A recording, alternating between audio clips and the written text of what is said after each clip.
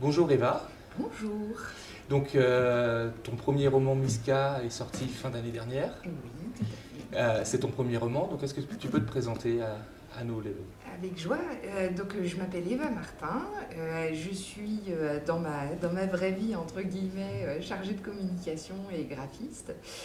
Et à ce qu'on appelle à tort le temps perdu, j'écris des histoires. Et pourquoi les littératures d'imaginaire et notamment la fantaisie? Alors, c'est un genre que j'apprécie tout particulièrement parce que il a cette double casquette à la fois de permettre de déconnecter à la fin de la journée parce on s'envole dans un monde merveilleux et c'est génial. Et à la fois, il y a beaucoup d'ouvrages qui profitent de ce merveilleux pour explorer notre monde réel et nos failles humaines. Voilà, en se servant de cette petite tricherie en fait de l'imaginaire. Donc voilà, j'aime bien ça. Et en tant que lectrice d'imaginaire, est-ce que tu as des influences, des romans qui t'ont particulièrement marqué? Alors ouais, des romans qui m'ont marqué, il y en a plein. J'aime beaucoup Glenn Cook et sa compagnie noire. J'aime beaucoup dans toute autre chose Pratchett et à peu près jusqu'à la moindre virgule qu'il a pu écrire. Je lis pas mal de Stephen King aussi. Voilà. Puis après, plein de curiosités diverses et variées. Et donc Miska, ton premier roman, comment tu présenterais la Calvétie, qui est finalement Le point de départ. le point de départ Ouais. et pas le pays, mais l'État fédéré, hein, si je ne dis pas Ouais, de c'est bêtises. ça, c'est exactement ça. La Calvétie, ça rappelle une Europe un petit peu 16e siècle dans son ambiance, dans les caractéristiques des personnages, de l'architecture, etc. Si ce n'est que ce pays s'est fédéré, c'était quelques nations séparées qui se sont unies en quelque sorte avec des liens qui restent fragiles parce que chacun a ses volontés politiques et voilà, on est plus dans une culture de compromis, voire parfois un petit peu de disputes politiques que d'une réelle union parfaite dans un continent tout à fait uni. Et on commence à avoir des rumeurs. Alors on a une zone géographique qui est totalement inconnue des Ouais, c'est Chaldéciens. ça. Et d'un seul coup, l'invasion. Ouais, c'est ça. En fait, le roman commence sur la côte est de la Calvétie. Donc, on a un peuple qui est un peuple de la mer, mais qui est un peuple qui canote plutôt le long des côtes parce qu'il y a un énorme tourbillon qui empêche toute navigation en pleine mer. Et un jour, quelque chose navigue au-delà de ce tourbillon et personne ne comprend ni comment ni pourquoi. Et ça inquiète beaucoup. Et Daciens, qui est, alors je ne sais plus son grade, mais en tout cas Ils qui sont est capitaines. capitaine, et sa troupe sont envoyés. Alors on ne sait pas trop pourquoi, mais c'est qui cette troupe? Ah, alors ça, Dacian, on va dire, le personnage principal parce que c'est avec lui qu'on commence l'aventure, même s'il n'est pas seul. C'est un vétéran qui a fait pas mal de campagnes pour le fédérateur de sa région. Et puis qui a sa petite escouade derrière lui, gouailleuse et avec des liens très forts de compagnons d'armes en fait. Et comme il est assez apprécié de son fédérateur, c'est un peu son homme de confiance, donc le fédérateur l'envoie à la rencontre de ces mystérieux navires qui rôdent le long de la côte et qui viennent d'un endroit impossible en fait. Donc voilà, il est envoyé un petit peu en ambassade pour à la fois jauger du danger et puis éventuellement prendre un premier contact. Ce qui est étonnant avec le personnage de Daciens, c'est qu'en même temps on sent la très grande expérience militaire, l'ambiguïté politique, Mhm. puisqu'il est un peu coincé entre les deux, et aussi une forme d'amour pour son régiment, puisqu'il n'hésitera pas à faire ce que tout militaire refuserait de faire, c'est-à-dire à courir vite. Ouais, c'est ça. Alors Dacia, c'est vrai qu'il a quelques problèmes d'éthique et de moralité que je lui ai mis dans les pattes. En fait, il a des conflits de loyauté et ça le met dans des difficultés pas possibles parce que il est très loyal à son fédérateur, il est loyal à sa vocation, il a prêté serment, c'est un vrai soldat, c'est pas un anti-héros méchant qui pense trahison, etc. mais mis devant le fait accompli, à un moment donné, quand c'est la désertion ou la mort, et pas seulement la sienne, mais aussi celle des gars qu'il aime, voilà quoi, il choisit la trahison, le pauvre.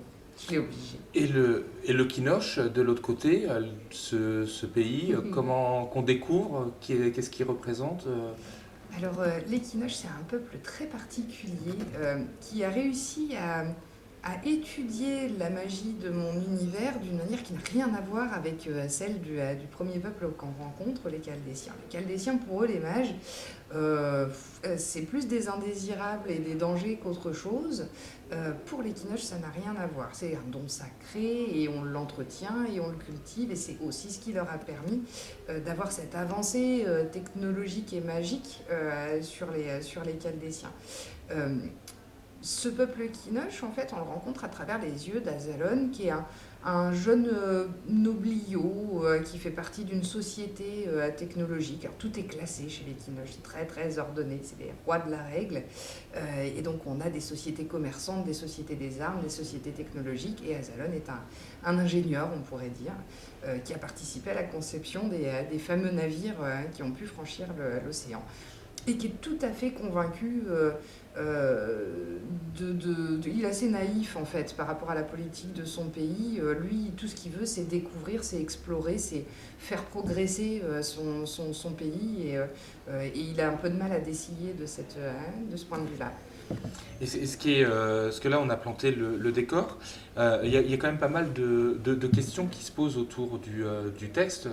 Alors déjà, le premier sujet, tu as parlé d'Azalon, on a parlé de Dacian de l'autre côté, deux personnages qui sont pas forcément les têtes de pont de chacun des pays. Et on sent une volonté de distance par rapport à un univers relativement manichéen. On n'a pas d'un côté les agresseurs et de l'autre côté les agressés, c'est plus complexe que ça. C'est ça. Alors, en fait, c'était exactement l'idée. Ma volonté, c'était vraiment de venir gratter les questions de moralité, surtout en temps de guerre. Évidemment, ça s'y prête particulièrement bien. Et de m'écarter des conflits de notre monde réel, mais de me permettre d'en parler quand même. Cette manière dont n'importe quel protagoniste de n'importe quel conflit est forcément persuadé d'être dans le bon camp, non seulement dans le bon camp, mais de se battre pour sa vie et pour celle de ceux qu'il aime. Et pour faire ça, on peut entre guillemets s'autoriser à mettre son éthique de côté, parce que quand on se bat pour la liberté, pour la vie des siens, parfois il faut se salir un petit peu les mains. Et l'idée, c'était de venir se demander un petit peu ce qui se passait si chacun en restait à ce simple statut-là, de je me bats pour la bonne cause, donc j'ai raison, donc je fais ce qu'il faut, on en vient à commettre des exactions qui sont impardonnables et inoubliables. Et en gros, à la fin, il reste deux choix, soit on s'étripe jusqu'au dernier, soit on fait un pas de recul, mais qui va coûter très cher, parce que l'impardonnable ne peut pas être oublié et mis de côté sous prétexte qu'on veut négocier. Ce qui est intéressant, c'est que des deux côtés, on sent le poids du politique, c'est-à-dire ce flou qui entoure, qui masque un peu une réalité, et on a le sentiment quand même dans ton récit que les petits peuvent faire changer les choses. Oui, tout le monde peut faire toujours changer les choses, mais c'est vrai que j'avais envie d'observer ces personnages dans un conflit qui était forcément trop grand pour eux, parce que voilà, prendre un focus sur un chef d'État qui prend des décisions de chef d'État, j'étais pas sûre que ce soit la bonne solution pour essayer d'explorer le quotidien d'un conflit et ses implications sur des gens qui, eux, n'ont pas toutes les clés et qui, justement, n'ont pas la vision globale politique, les volontés de leurs dirigeants. Pour eux, ça leur passe au-dessus. Ils font ce qu'ils peuvent avec ce qu'ils ont dans les mains à un moment T. Et voilà, c'est vrai que j'essaye de les pousser dans leur retranchement pour voir jusqu'où ils peuvent aller. On ressent aussi un peu le combat au sein de certaines familles quand il y a des questions politiques qui se posent, quand on regarde Dacian et sa troupe, puisqu'évidemment tous les militaires ne sont pas d'accord avec les choix qu'il peut faire, oui. Et jusqu'où va la loyauté. C'est ça, c'est-à-dire que tant qu'à mettre Dacian dans des conflits de loyauté, autant mettre le reste de la bande aussi. Donc c'est vrai qu'on va avoir des réactions différentes en fonction des contraintes subies par les uns et les autres, des réajustements de loyauté, de priorité, de gestion de ce conflit. Voilà, donc il va pouvoir y avoir des dissensions, des questionnements entre les uns et les autres. Ouais. Et un personnage dont on n'a pas parlé, Petite. Mm-hmm. Petite, donc otage d'une certaine façon du combat et trait d'union entre les peuples. Ouais. D'où vient ce personnage? Pourquoi ce personnage? Alors Petite, c'est une gamine qui est récupérée dans des circonstances que je ne vais pas spoiler, mais dans une péripétie qui se retrouve aux mains des barbares Daciens et sa bande qui ne savent pas trop qu'en faire puisque personne ne la réclame, cette pauvre enfant. Donc comme ils ont quand même un peu de cœur, ils la gardent avec eux. Mais en fait, elle permet tout. C'est le déclencheur de beaucoup de choses. Alors, elle n'a pas sa voix, parce que les deux narrateurs narrent à la première personne, et elle est prise au milieu de ce tourbillon de conflits dans lequel elle est plus qu'emmêlée. Cette gamine, en fait, elle va s'ouvrir la première à la culture chaldécienne, au début peut-être un peu contrainte et forcée, et puis elle va, comme c'est une enfant en fait avec ses yeux d'enfant, elle va observer les choses sans a priori, et c'est vraiment elle qui va faire le déclencheur pour dessiller aussi les autres personnages tout simplement. Et ce qui est intéressant, c'est que ce personnage féminin, alors Petite, Équinoche, et on a aussi cette confrontation entre la place des femmes dans la société chaldécienne qui sont pleinement intégrées, relativement libérées, et de l'autre côté, du côté Kinoche, où on a l'impression que c'est moins marqué. C'est aussi une confrontation du vision de la place de la femme. Exactement, c'était une question intéressante et en fait c'est rigolo parce que des fois les gens interprètent la place des femmes en Chaldécie. C'est tellement contrasté par rapport aux Kinoche où vraiment elles sont bridées, ça c'est sûr, c'est un parti pris. Et puis par comparaison, les gens parfois disent oui, mais en Chaldécie elles sont libérées. Puis, en fait, encore une fois, c'était pas tout noir ou tout blanc, quoi. L'idée, c'était d'avoir une place de la femme en Chaldécie qui était moins pire. Moins pire, mais du côté de Petite, c'est une immense découverte, en fait, parce qu'elle a le droit de se promener sans être couverte de la tête aux pieds, parce qu'elle a le droit de mettre la couleur qu'elle veut pour s'habiller, et puis qu'elle se retrouve avec des gens qui la traitent de manière humaine, tout simplement. Donc pour elle, c'est déjà un progrès. Et d'ailleurs, dans le récit, on voit des femmes Kinoche réagir, interagir avec la politique. Du côté chaldécien, on ne le voit pas vraiment, on voit que des hommes finalement. Oui, c'est ça. Ouais.